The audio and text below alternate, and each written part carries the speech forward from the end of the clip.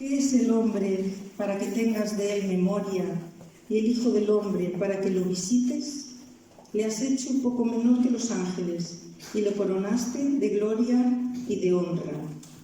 Y en este salmo, que es del rey David, está contemplando maravillado la creación de Dios y un momento en que se pregunta qué es el hombre entre tanta grandeza, ¿no? Y yo pregunto, ¿no sentisteis o nos preguntasteis alguna vez también por qué tú, en medio de una creación tan grande, Dios te miró, se acercó a ti, te visitó, como dice ahí el versículo, ¿no? Que eres realmente pues un puntito en el universo, ¿no?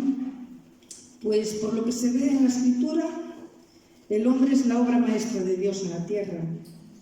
Entonces sí que tenemos mucha importancia para él. Este salmo dice que nos hizo poco menor que los ángeles y nos coronó de gloria y de honra. Y él no dudó ante la caída del hombre en el Edén, pues para despojarse de toda su deidad y para bajar a la tierra, estar entre nosotros y morir en la cruz para que no tuviéramos nosotros que ser castigados. El castigo lo pagó él ya, ¿no? Entonces sí que somos muy importantes para Dios, viendo todo esto. Y le importamos de forma individual cada uno. Nos conoce mejor que nosotros mismos, nos llama por nuestro nombre, no sé si por el que nosotros nos conocemos o si él nos puso otro nombre, ¿no? Pero nos llama por nuestro nombre. Le interesa todo por lo que estamos pasando.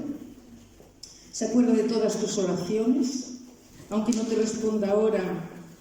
A lo mejor te responde dentro de incluso años, cuando tú ya no oras por aquello, ¿no? Pero el Señor a lo mejor te responde. Y además hay un salmo que me gusta mucho que dice en el 56:8: pon mis lágrimas en tu redoma, ¿no están ellas en tu libro? Entonces hasta nuestras lágrimas están recogidas en un frasco de cristal, ¿no?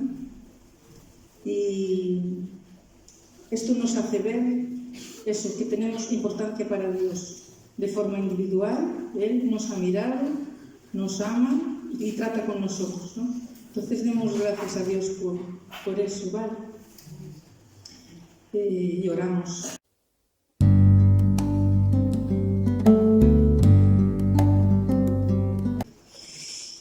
Muy bien, pues quisiera esta mañana llevaros a la epístola del apóstol Pablo a los Romanos, capítulo 4, son unos versículos bastante conocidos.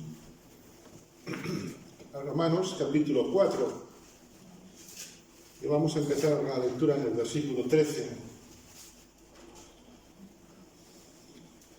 Romanos 4, 13. Porque no por la ley fue dada a Abraham o a su descendencia la promesa de que sería heredero del mundo, sino por la justicia de la fe. Porque si los que son de la ley son los herederos, vana resulta la fe y anulada la promesa, pues la ley produce ira, pero donde no hay ley tampoco hay transgresión.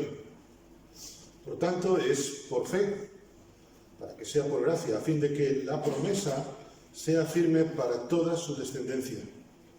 No solamente para la que es de la ley, sino también para la que es de la fe de Abraham, el cual es padre de todos nosotros, como está escrito: te he puesto por padre de muchas gentes. Delante de Dios, a quien creyó, el cual da vida a los muertos y llama a las cosas que no son como si fuesen.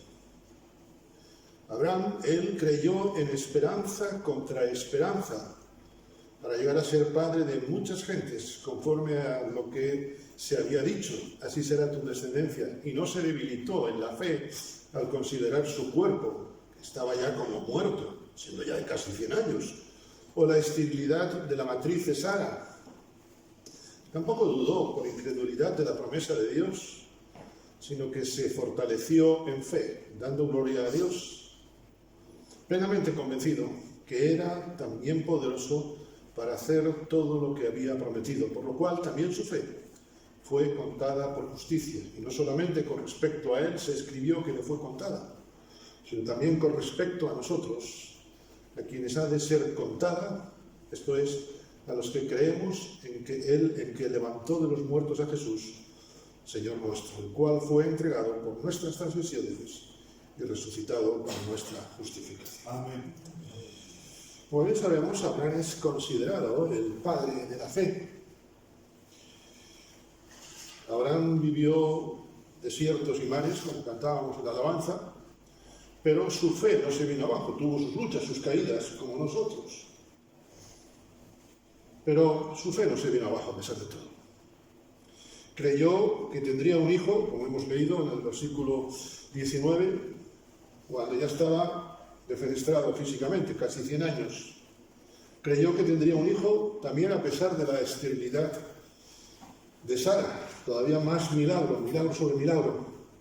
Él confió y obedeció a Dios a pesar de que humanamente, permitidme la expresión, todo estaba en contra suyo. Dice el versículo 18 que él creyó en esperanza contra esperanza. Y este, queridos hermanos y amigos, es el desafío que nos encontramos hoy. Creer en esperanza contra esperanza.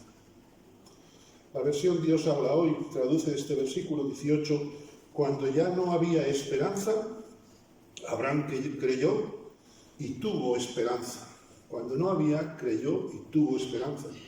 Y vino a ser padre de muchas naciones, conforme a lo que Dios le había dicho. Así será el número de tus descendientes. Y otra versión traduce, creo que es muy elocuente.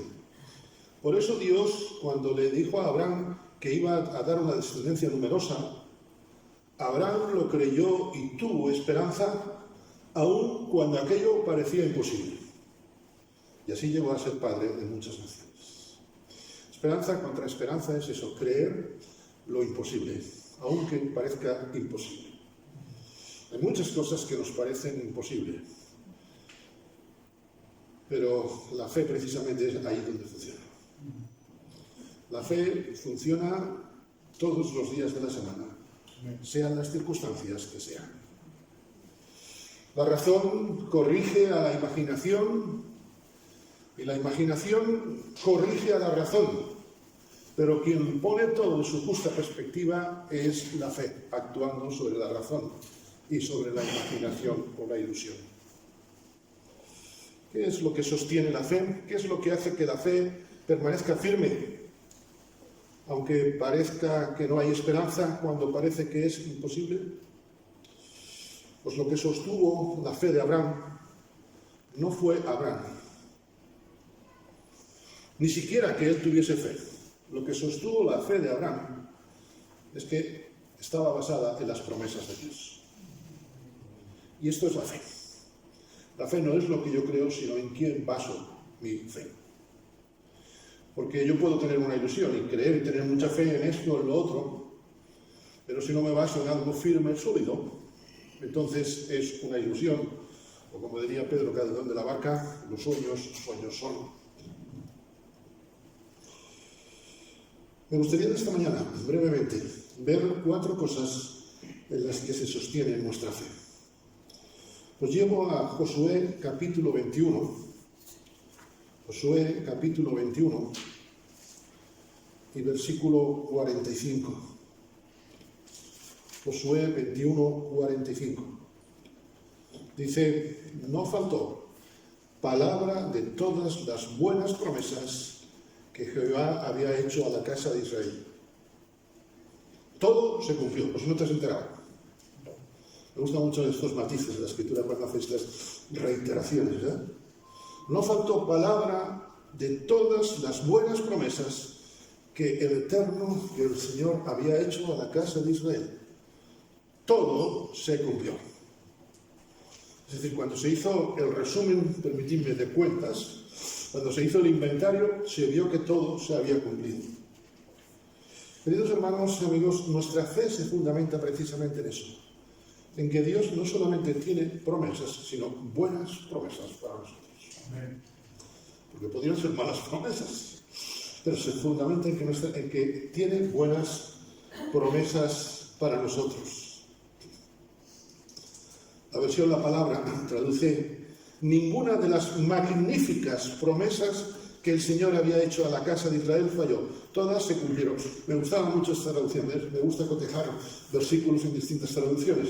Me gustó esto.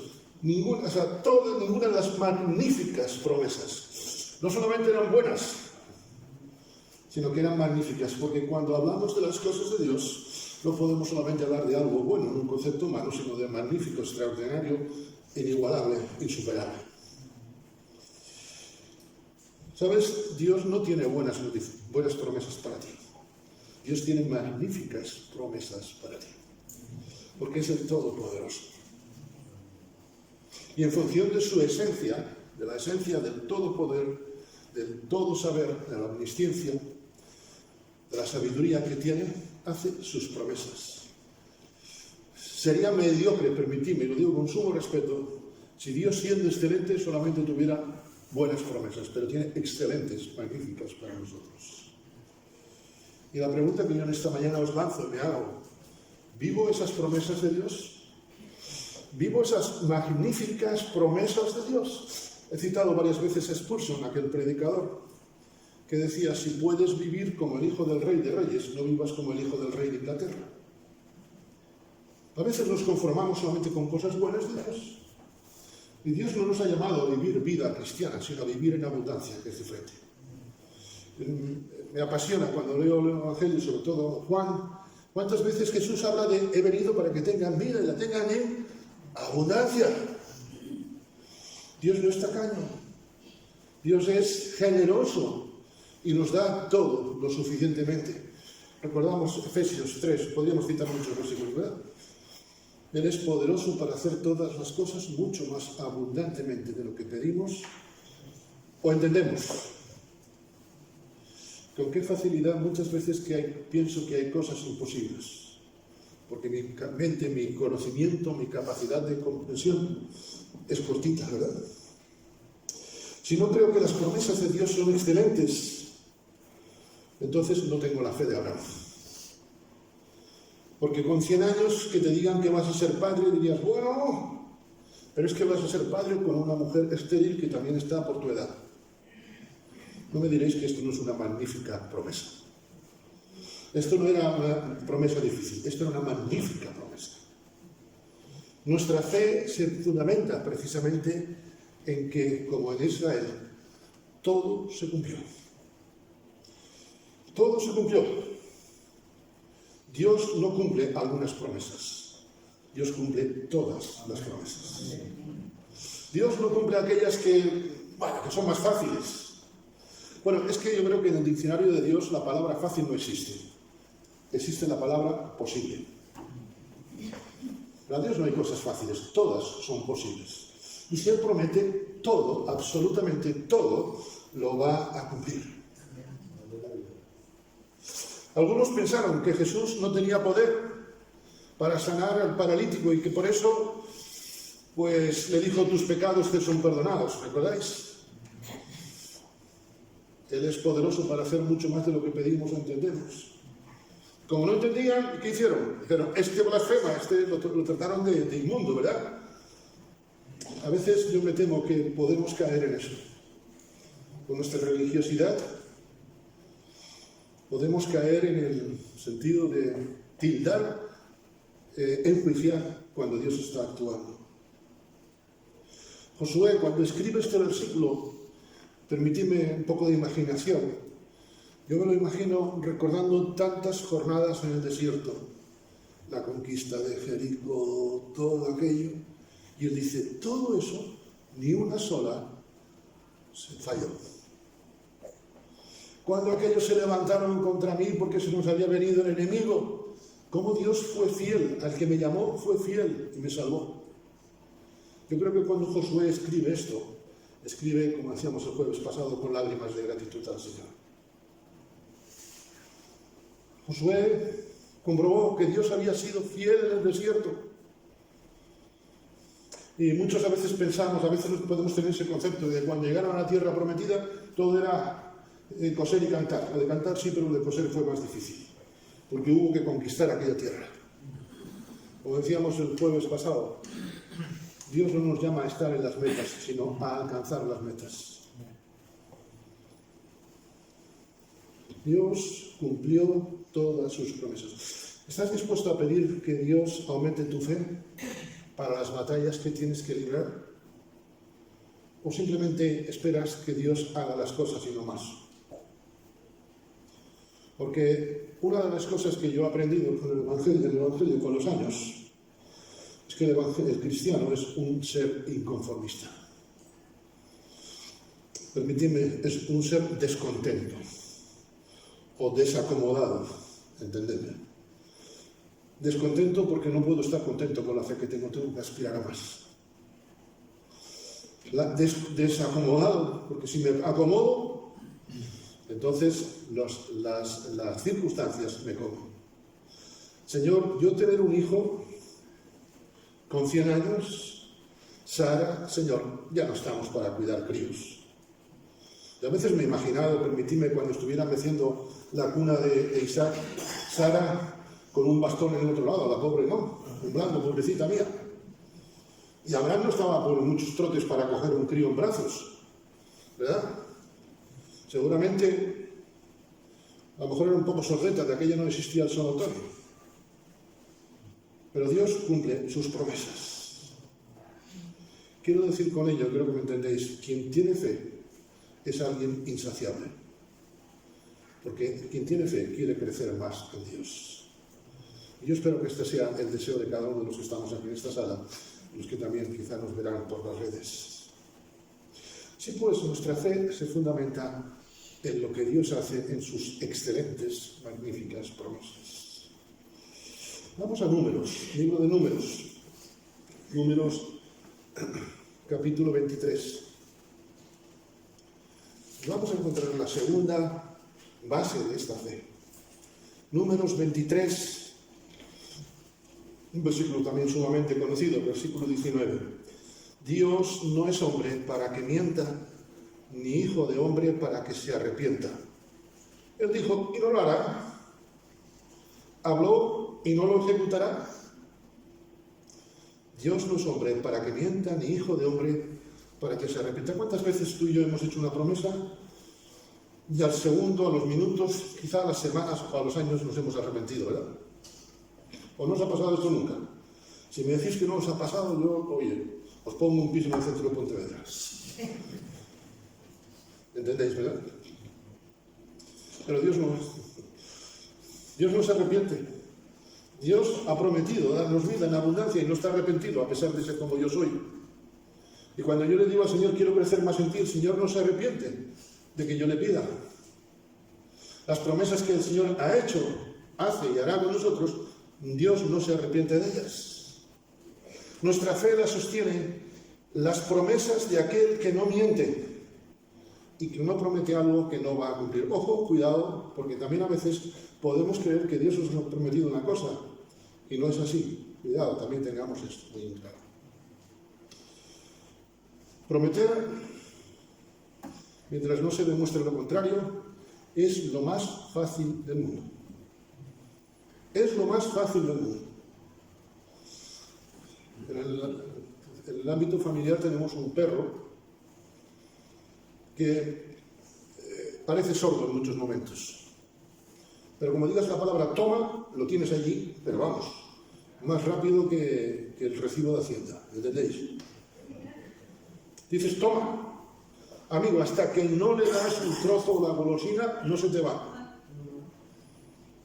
Prometer es fácil. Y a veces, pues yo le digo, o le decimos a la familia, toma, para quitarle de otra cosa. Amigo, tú dices toma para distraerlo, pero él no se distrae. El problema es encontrar a veces la galleta en ese momento. Y el pobre perro está allí, vamos, como alma en pena, mirando con unos ojos así, como si fuera un búho, como ojos de... ¿verdad? El problema es cumplir, ¿verdad? Y a veces prometemos cosas y no las cumplimos. A veces no cumplimos porque surge un imprevisto o porque nos faltan recursos. Francisco de Quevedo, el autor español del siglo de oro, decía: nadie promete tanto como el que no va a cumplir. Nadie promete tanto como el que no va a cumplir. Desde luego que no conocía a Dios. porque Dios todo lo que cumple, lo que promete, lo cumple. Amén. Y prueba de ello es que nosotros estamos aquí esta mañana. Dios nunca nos va a dar una excusa. A veces damos excusas, no razones. Ay, es que me encontraba mal, ay, es que no sé qué, ay, es que no sé cuánto. Dicen los psicólogos que a toda acción que realizamos les tenemos automáticamente 10 razones para justificarla, o 10 excusas. No sé si es algo estadístico o es una forma de expresarlo, pero todos, a todo lo que hacemos le buscamos siempre una razón, un algo de ser. Y si fallamos, pues mira, lo siento, no lo hice por esto, bueno, a veces lo siento, ya es quizá, no tengo por qué sentirlo, ¿no? Si hemos prometido, debemos cumplir. Dios nunca te va a dar excusas. Dios no solamente promete, sino que cumple, sea lo que sea. Amén. ¿Qué cosas hay imposibles en tu vida, mi hermano, mi amigo, en esta mañana? ¿Qué cosas hay imposibles en tu corazón que ves que es una promesa de Dios, pero que todavía no se ha cumplido? Mi vida se revestirá de tu poder, rompiendo el fe. Nuestra vida se llena del poder de Dios cuando nos descansamos en Él, cuando nos derramamos delante de Él. Si por un momento algo fuese difícil para Dios, entonces podríamos dudar. Recordamos Jeremías 32:27. He aquí que yo soy Jehová, Yahvé, el que es eterno y fiel. No nos olvidemos del significado de Yahvé. Soy el que es eterno y fiel, Dios de toda carne. ¿Habrá algo que sea difícil para mí? La nueva versión internacional en castellano traduce este versículo. Yo soy el Señor, Dios de toda la humanidad. ¿Hay algo imposible para mí? ¿Recordáis? La palabra difícil, la palabra imposible, no están en el diccionario de Dios, porque para Dios todo es posible. No sé, pues, segundo pilar de nuestra fe, cada pilar podría darnos para una sesión, es que nuestra fe se basa en las promesas de aquel que no miente y que las cumple todas. Que no se echa para atrás. Dios no se arrepiente y dice, ay, cómo metí la pata y ahora le hice esta promesa a Jonathan y bueno, tengo no me queda otro remedio. Dios no hace las cosas porque no le quede otro remedio. Dios promete sabiendo que lo va a hacer. El apóstol Pablo, en su segunda epístola a Timoteo, escribe el tercer pilar de nuestra fe que vamos a ver esta mañana. Segunda de Timoteo, capítulo 2, también un versículo 13, un versículo conocido, como digo. Segunda de Timoteo 2:13. Si nosotros, pues si nos fuéramos infieles, Él permanece fiel. Él no puede negarse a sí mismo. No se trata de mí, se trata de Él.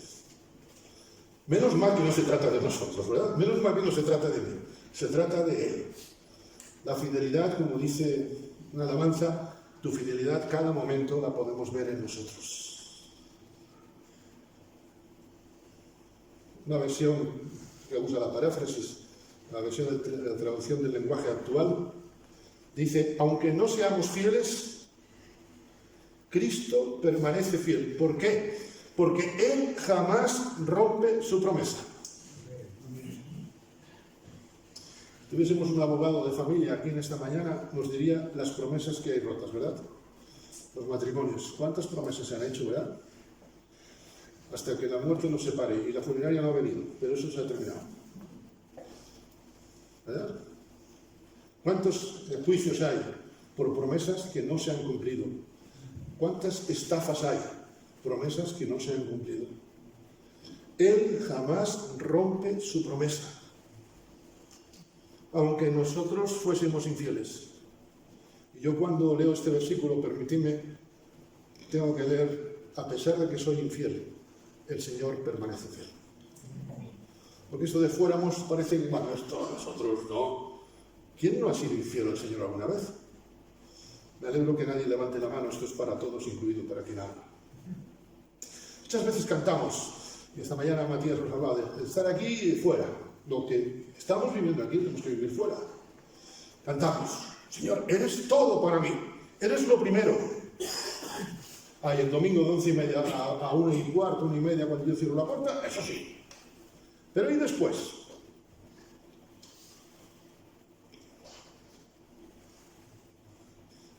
Señor, tú eres lo primero para mí.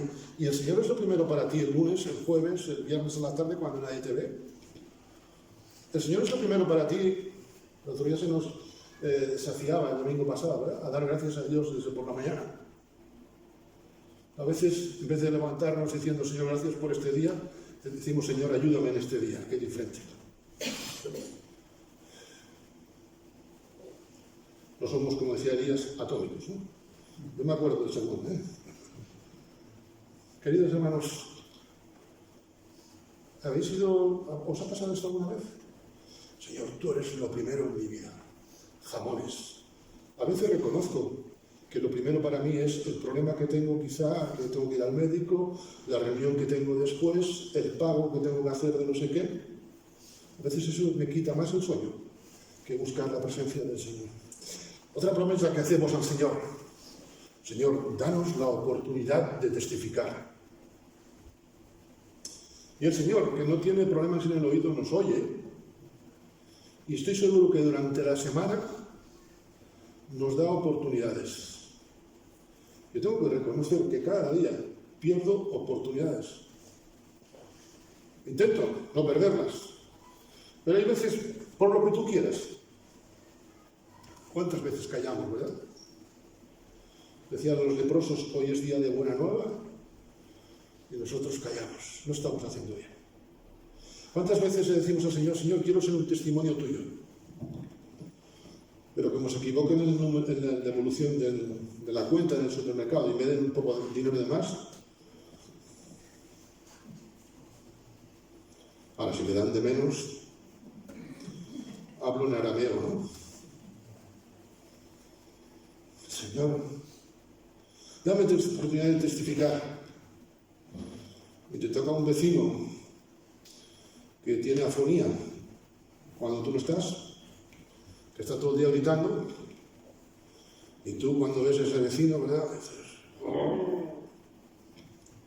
¿Le has pedido al Señor oportunidad de testificar? Señor, quiero darte lo mejor de mí.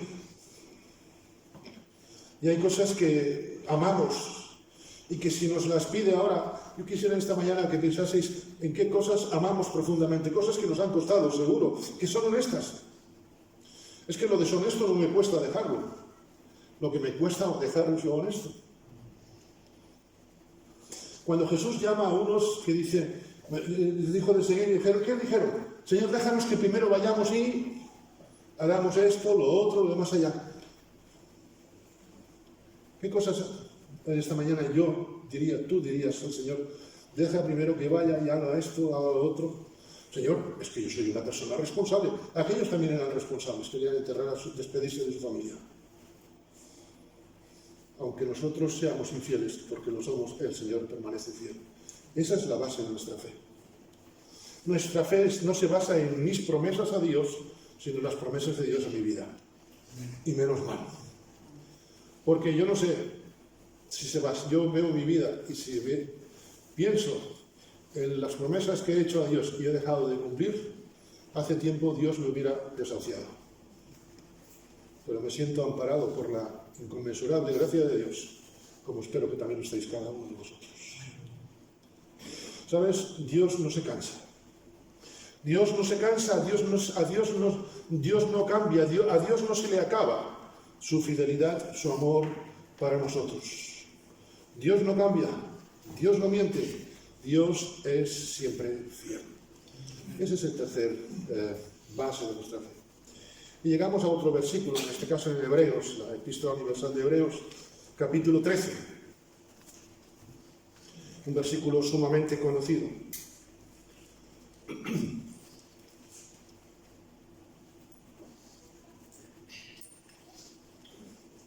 Hebreos 13:8.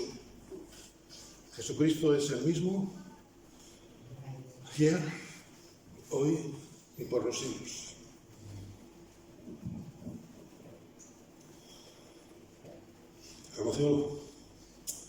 Esta fue la lectura que yo usé en mi primera predicación cuando tenía 16 años.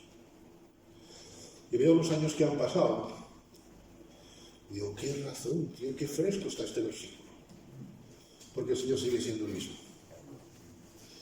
Pero lo que me emociona, lo que nos tiene que amparar, lo que nos tiene que hacer, permitidme la expresión, subir en fe, crecer en fe, es que va a seguir siéndolo.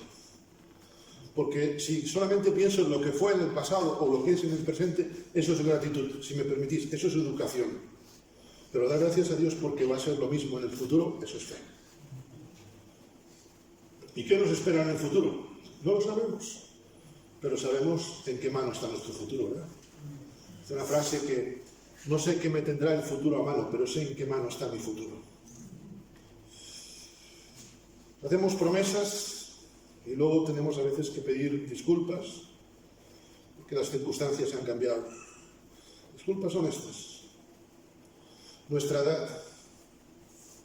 Hicimos promesas quizá a Dios cuando éramos jovencitos y ahora vamos teniendo ya 20, 21 años, 22, algunos incluso 24. Como no tenemos aquí a nadie de 100 años, todos somos jóvenes. Pero hemos hecho promesas a Dios hace años y ¿quién de nosotros, yo mismo no me siento igual, las mismas fuerzas que hace 15, 20, 30 años? Más guapo sí estoy, eso sí, pero nada más. ¿Entendéis lo que os digo, verdad? Y a veces mis fuerzas, las fuerzas nos fallan, nuestro ánimo, nuestra capacidad de concentración.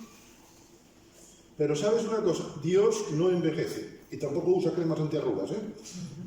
¿Me entendéis? Dios no envejece. Jesucristo es el mismo. Nuestra salud. Hace unos años, en los años 80, salió por ahí, muchas pintadas ponían, Dios ha muerto.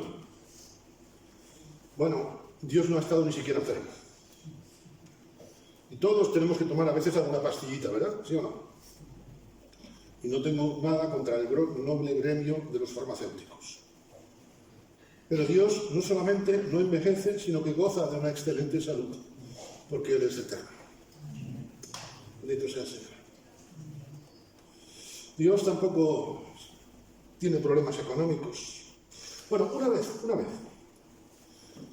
se hizo pobre para que nosotros en su pobreza fuésemos enriquecidos. Pero salvo el momento de la cruz, Dios nunca es pobre. Y cuando digo esto creo que me entendéis lo que quiero expresaros, ¿verdad? Dios, a Él le pertenece el oro, la plata. Él es el creador de todo. ¿Sabes? A veces nuestra situación familiar cambia con los años, ¿sí o no?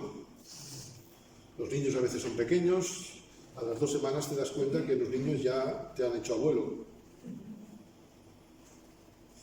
¿Cómo pasan los años, verdad?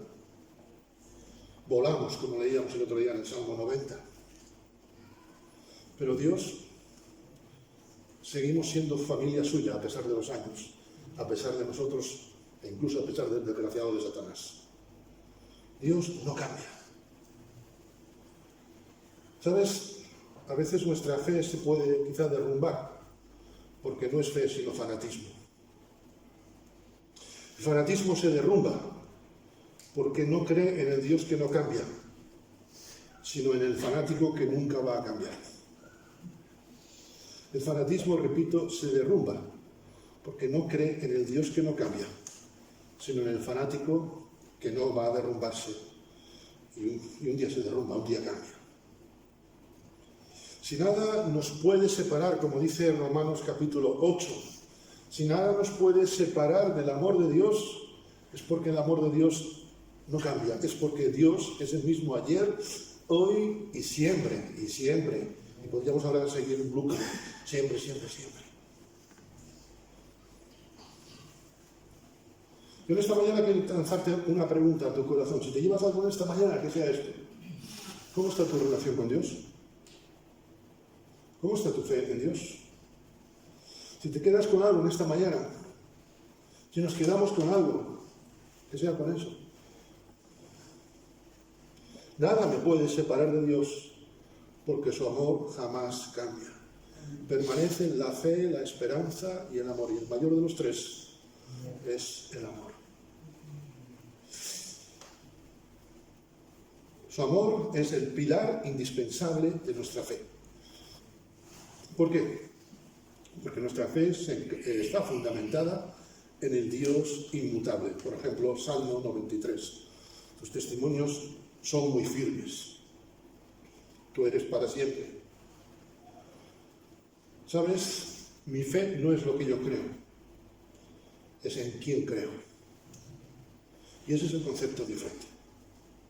Muchas veces me han preguntado, ¿usted en qué cree?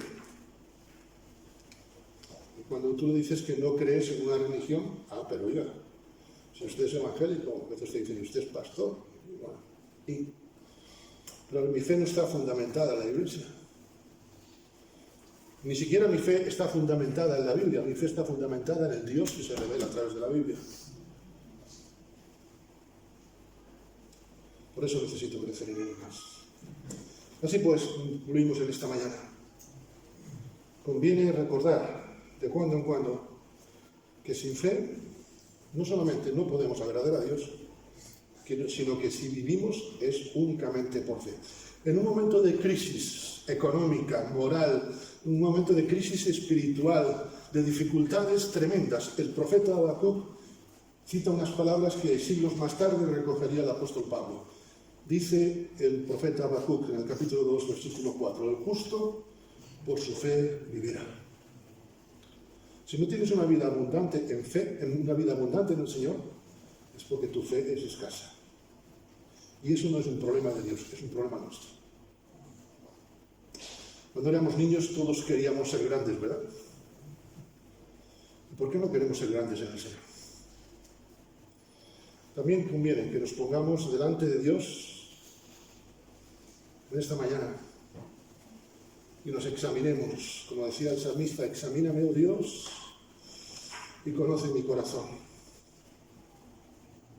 ¿Por qué examinarnos?